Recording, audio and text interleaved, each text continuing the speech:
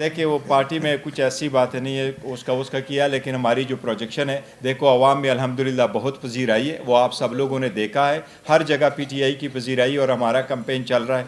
हम तो स्ट्रगल कर रहे हैं रूल ऑफ लॉ के लिए, सुप्रीमेसी के लिए, कॉन्स्टिट्यूशन के लिए, इसीलिए हम बार बार याद दहानी कराते हैं। साहब, जिस तरह आपने कहा कि ये सुप्रीम कोर्ट के हुक्म को धक्के मारे गए, तो सर क्या ये उनके नाअहली नहीं है?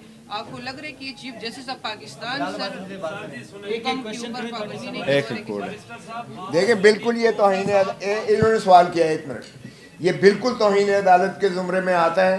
इसीलिए बैरिस्टर साहब ने कहा है कि सुप्रीम कोर्ट को और अदलिया ऑन टेस्ट है, अदलिया को चाहिए कि अपना फ़ाल किरदार अदा करें और इस चीज़ को बंद करें। खुदा खाकम बदहन लोग अगर अपने हाथ में हर चीज़ लेंगे तो फिर क्योस होगा, ये सिविल स्ट्रक्चर जो है सोसाइटी का ये डिस्टर्ब होगा। इसीलिए ये जो इन्होंने फरमुदात किए हैं, धक्के मारे हैं, सुप्रीम कोर्ट की बेइज्जत किया है, सुप्रीम कोर्ट के हुक्म को बेइज्जत किया है जब उन्होंने बेल ली है, और इस तरह से एक डिप्टी कमिश्नर साहब ऑर्डर कर रहे हैं, बिल्कुल सरीहन तौहीन अदालत आती है और सुप्रीम कोर्ट को इसमें नोटिस लेना चाहिए।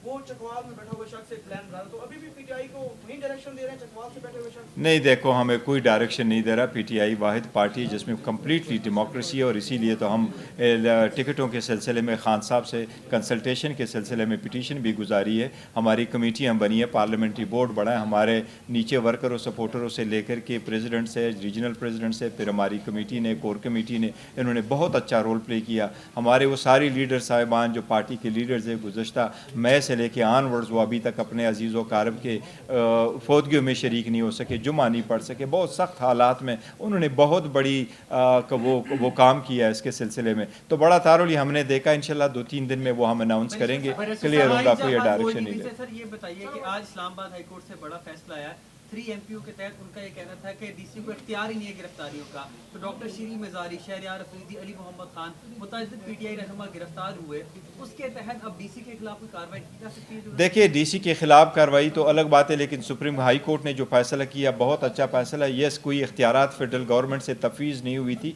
तो उन्होंने लीगल इशू का फैसला कर लिया, बहुत अच्छा है। इवन अदरवाइज़ अगर उनके पास इख्तियार होता तो मैं समझता हूँ डीसी के पास किसी भी वक्त में कोई ऐसा मवाद नहीं था जिसको बेस बना करके आप किसी बंदे की को डिटेन करें। देखो आज़ादी सबसे बड़ा बुनियादी हक है, और अदालतें हमेशा से इसका तहफ़्फ़ुज़ करती है और बड़ा फ़ौरन करती है। आपने देखा होगा हेबिस कार्पस की पिटीशन वाहिद पिटीशन होती है जो कोई भी बंदा फ़ाइल कर सकता है कि कोई फ़लाँ बंदा को कहाँ हिफ्ज़ बेजा में रखा गया। ये हिफ्ज़ बेजा में आता है, तो इसलिए ये ज़रूरी था। देखिए वो हम उसका जिक्र कर चुके,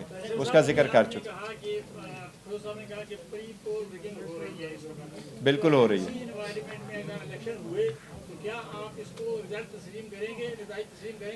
देखो ये टू अर्ली है, हम यही तो वार्न कर रहे हैं कि अगर ऐसे हालात रहे तो अगर आप इस तरह से कराते, अदरवाइज जो केयर टेकर सेटअप है उनका मैंडेट ही यही है आईन के मुताबिक और लॉ के मुताबिक कि वो free fair and transparent election कराए, वो पार्टी ना बने। जिस तरीके से ये दौरे कर रहे हैं तो ये तो गुज़श्ता हुकूमत की एक एक्सटेंशन है, लेकिन डिस्पाइट ऑल ऑड्स हम ये नहीं कह रहे कि इलेक्शन ना हो। हम तो थ्रू आउट सुप्रीम कोर्ट जाते रहे, 3 पिटीशन है सुप्रीम कोर्ट, 7 पिटीशन है हाई कोर्ट कि इलेक्शन वक्त पर हो, इलेक्शन बर वक्त हो, फ्री फेयर हो, सारी पॉलिटिकल पार्टीज उसमें पार्टिसिपेट करें, और इसी प्रोसेस में हम रखेंगे। तो हम इसलिए अदलिया से कह रहे हैं कि आपने जब ये ऑर्डर किया है कि वो एग्जेक्टिव RO चलते रहें, फिर सुप्रीम कोर्ट ये भी साथ साथ ऑर्डर करे कि वो लोग जो इसको मेंटेन कर रहे हैं और डील कर रहे हैं वो free and fair transparent election